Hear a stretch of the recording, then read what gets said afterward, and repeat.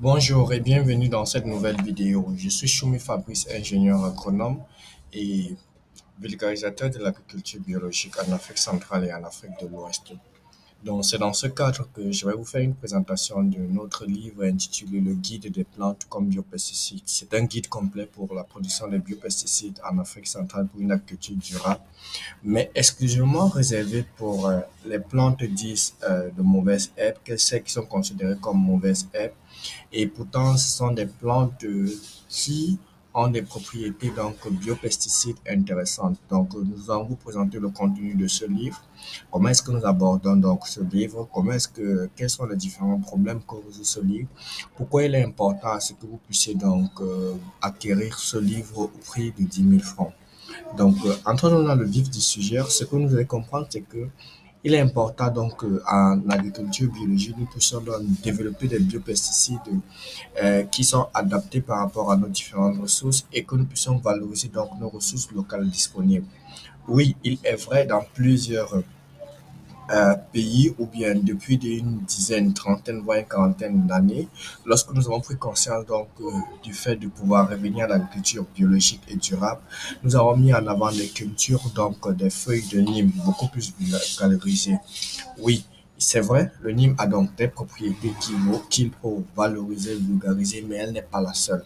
Il y a plusieurs donc autres cultures et autres plantes considérées comme des mauvaises herbes, mais qui ont donc un rôle important à pouvoir le faire. En plus de Nîmes que nous avons abordé dans le livre, nous avons abordé le livre sur les feuilles de Nîmes sur plusieurs angles, que ce soit donc en période d'infusion, que ce soit sur forme donc de purin. Nous avons donc abordé en plus donc de Nîmes plusieurs autres plantes.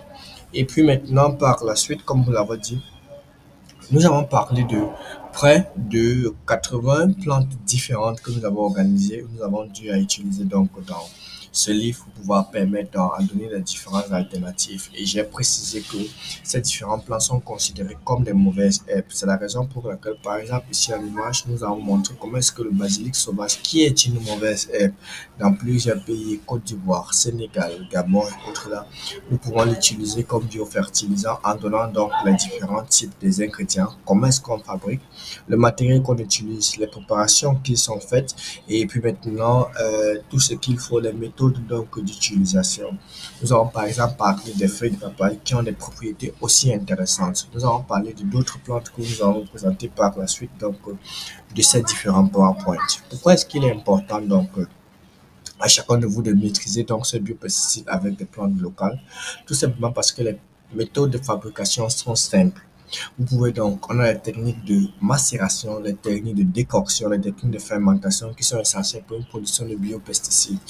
Et puis, il est important de pouvoir savoir que nous avons donc des catégories de bio, des maladies et des ravageurs distincts. Maintenant, les plantes et leurs propriétés. Donc, dans ces différents livres, nous avons parlé des plantes, nous avons parlé en plus, parce que généralement, on parle des choses comme l'ail, mais nous sommes allés plus loin en donnant des plantes comme les citronnelles, les papayes, qui sont utilisées comme et les propriétés fongicides et répulsives. Nous avons donc sorti même des tableaux qui permettent de pouvoir croiser l'association de un ou plusieurs de ces plantes-là pour pouvoir avoir un bon retour. En plus, nous avons donc montré comment est-ce que nous appliquons ces biopesticides sur des cultures. Donc, pourquoi est-ce qu'il est crucial de pouvoir filtrer, appliquer correctement, respecter les doses, les posologies, les différentes plantes. Et puis aussi, nous avons fait une comparaison chimique et des biopesticides et des insecticides chimiques.